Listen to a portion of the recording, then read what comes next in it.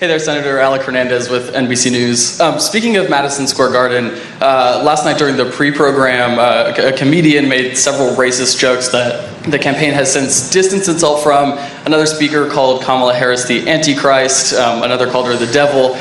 You've talked before about former President Trump being able to unite the country.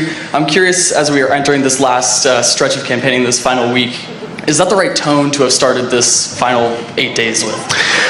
Well, first of all, I think that we've got to focus, Alec, I appreciate the question, but I think that we as a country, and I think that includes the press, it includes the Kamala Harris campaign, and it certainly includes our campaign, the way that we unite the country is to talk about the issues the American people care the most about. And what we're doing over the next 8 days is we're focused, laser focused, on how we're going to close the border, how we're going to make American lives more affordable again, how we're going to bring down the cost of housing. That's what we should be talking. I think a lot of Americans are sick of the distractions and sick of the BS. They want our candidates to talk about how they're going to solve the people's problems.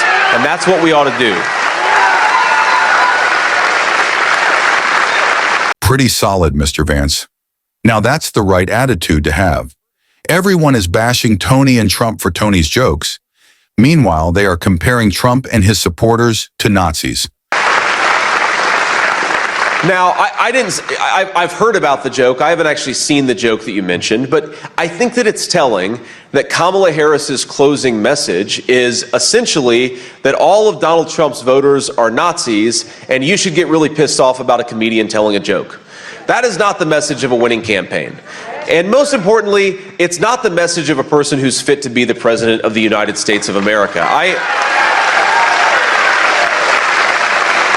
The jokes may not have been a good idea, but he is fighting for free speech. And my own view on this is, look, again, I haven't seen the joke.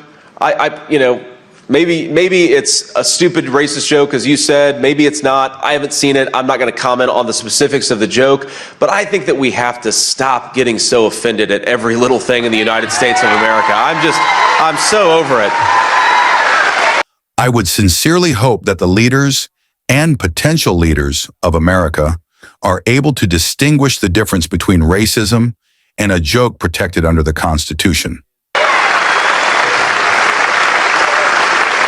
I mean, somebody sent me a couple days ago, and they were kind of pissed off about it. Maybe it was yesterday, of this comedian George Lopez, who had made a joke at a Kamala Harris rally. And he basically, the point was, he was trying to make a joke. It was against Mexicans, and I forget the exact context. But if you wanted to look at it a particular way, you could say that was a racist joke. And this person, in fact, was encouraging me to sort of, blow this up and make this about how Kamala Harris doesn't respect Latinos. And my response was, can we all just take a chill pill and take a joke from time to time? This is ridiculous. Our country...